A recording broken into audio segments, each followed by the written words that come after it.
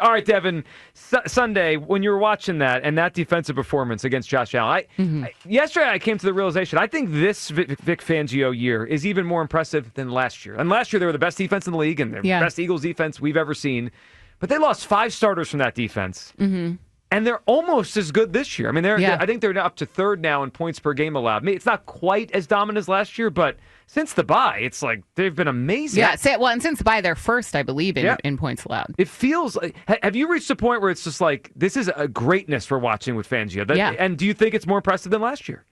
It might be. It's getting there. And I think it's similar to last year and that we saw, especially when you look at the secondary is always great. And I know that, this season there have been some question marks with that second outside cornerback spot. But even when you look at that, Dory Jackson still, sometimes makes you a little nervous, but he's really come on. Marcus Epps has stepped in pretty seamlessly for Andrew Makuba. Yep. I actually think he's been better than Makuba. He has. Now, I still think Makuba has a really bright future, and it's unfortunate the way he went down because he was, he was leading the team in interceptions for a little while.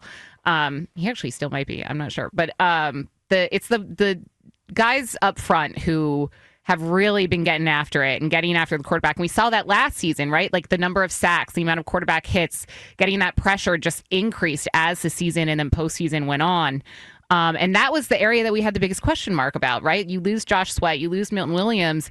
And even in the first few weeks, maybe more of the season, you lost Zadarius Smith, who retired randomly. Yeah, that was wild. Brandon Graham comes back, but you don't really know, what he's going to look like. He seems like he's getting back to the form we saw him in last season. So it's just a fun defense to watch. And it's awesome being able to watch a defense that, at least for me, I just wholeheartedly trust. Like even in that Bills game, it came down to the wire.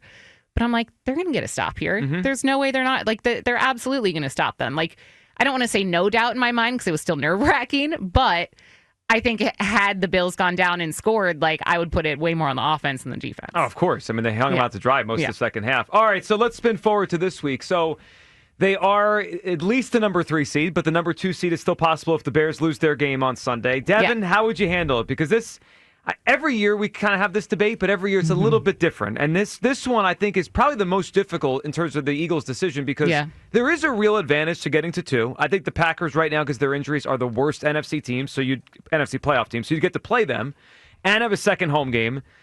But my preference is rest. I don't think the risk-reward says go play. And I think the Bears are pretty likely to win their game on Sunday, so the whole thing might not matter anyway. Where do you come down? I agree with you. I would absolutely rest the starters. I know the 2 seed is on the table. I still think that there's a chance if you rest your starters that you can still beat a Commanders team. I think they'd win with the backups. Right. Like Tanner McKee is fully capable of beating the Commanders. And then, of course, it does, like you just mentioned, Joe, come down to the Lions beating the Bears. And we don't even know if that's going to happen because they play at the exact same time. So I just don't think it's worth risking the health of your starters. And I was saying this earlier on the morning show with Tom Kelly, watching, like being on the sidelines, and Sunday, for example, Jalen Carter comes back and he is literally a game changer, right? Like he had an incredible game. Seems like he's, back, like maybe needs some more conditioning wise, but otherwise fully ready to go. He even had a few moments where he's slow to get up. This is such a physical game. Devontae Smith made that catch. He was in pain for a while. Even if it's not a true injury, these guys get so banged up each and every game that it is just not worth the physical toll it would take to play the starters. You're not getting the bye in the first round. You might as well create your own bye. Nick Sirianni kind of talked about that when he spoke to media yesterday, too. Like, pretty much every time, except for 2023, we saw what happened to A.J. Brown in 2023. They've kind of created their own bye if they didn't have the first round bye automatically, and it's worked out for them. Yeah, I think that's got to be in his head, the 2023 thing you brought up, because it was similar. Now, that required the Cowboys to lose to the Commanders, and if my memory serves, the Cowboys were a bigger favorite. Like, it was very unlikely they would lose. The Bears, Lions, it could happen. Yeah, it's kind of a small line. It's only 2.5, yeah. But it's similar in that they need someone else to lose. And in that game, they tried.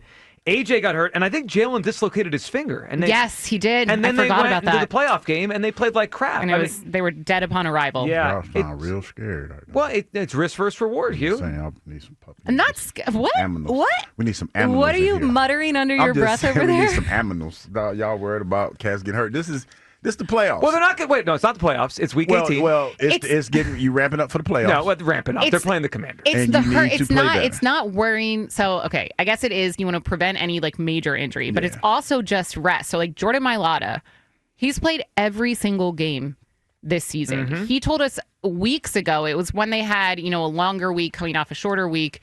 He was telling us how he didn't do any work on the 2 days off he had because he said his body is breaking down on him. It doesn't even necessarily need to be an injury. Like these guys, it's just a physical game, and their bodies are put through a lot week to week. So it's just having an extra break from putting your body through that. They'd be all right. They can rest. They might, but they might not. They can rest after they win the Super Bowl. No, Hugh, come on now. Man, we can rest after we win the Super Bowl. Guess how they won't get hurt? Standing on the sidelines on Sunday. Yes. Yeah. They will not. I promise you that. My biggest fear is this offense is already out of sync, right? And now you're taking a week off to rest, and then you're going to go out there knowing how point challenged that we are. Point challenge. The 2025 Eagles, point challenge. Where's the lie?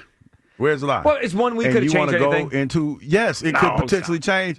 You could get a little bit more continuity. Those plays, We those just did reps that against matter. the Raiders and Commanders. And All we went out and reps scored matter. 13. Why do you think the Eagles or the offense is point challenged? What is the main reason for that? Well, to be honest, there is no main Here reason. comes a filibuster from No, I Douglas mean, over here. it's not. It's one of those things that you look at, and it's a combination of everything. You look at Coach Sirianni and some of the play calling that he makes during the course of the game.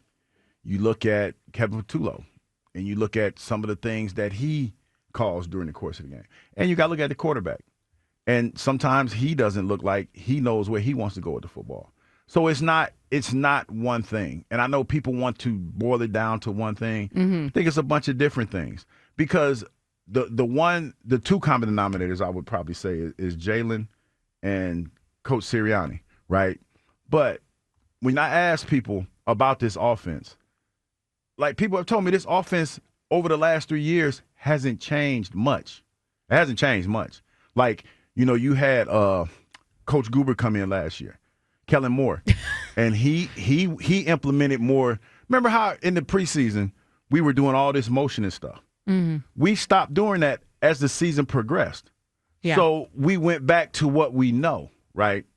So there's a lot in there where I can't just say, okay, is this person's fault, is that person's fault. I think it's a collective of everything. Lemony Snicket's, a series of unfortunate events.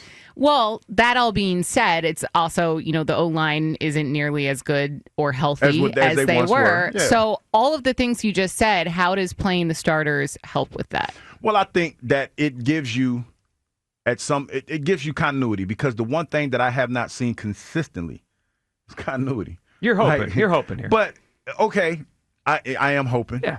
But I would rather hope in that last game, right, and play in that last game instead of sitting these guys and hope for something that we ain't seen all year in the playoffs. Well, perhaps because we better know that health after that, that's it. Better health could change things. Well, Exactly. I hear you, but how healthy are you going to get in 4 days? Well, I mean, I don't know. I don't know. I mean, Devin Well, it's brought more up than 4 days. Well, it's 14, really. Yeah. You're talking about, because you're from talking game about to game, yeah. Buffalo to whoever. No, but I hear you. But no, I don't subscribe. I to that. think Hugh's the scared one. I mean, I think I'm not. yeah. Well, I don't you want kind of to- sound scared. Okay, who else sees this?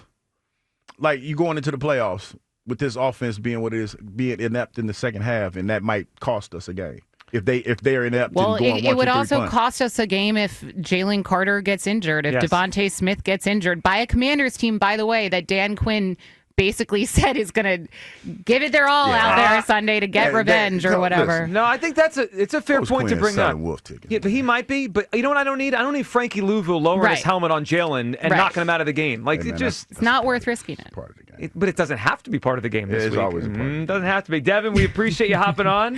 Thanks, guys. And Have a we'll good hear one, you Dev. again later this week. Back on yes. tomorrow. Yeah, I'll be back on tomorrow morning. Tomorrow morning. Hugh, good luck with your fan mail. Yeah, the fan mail. I'm trying to fill out the fan mail. You have a lot to Yeah, know. I'm not filling out the fan mail.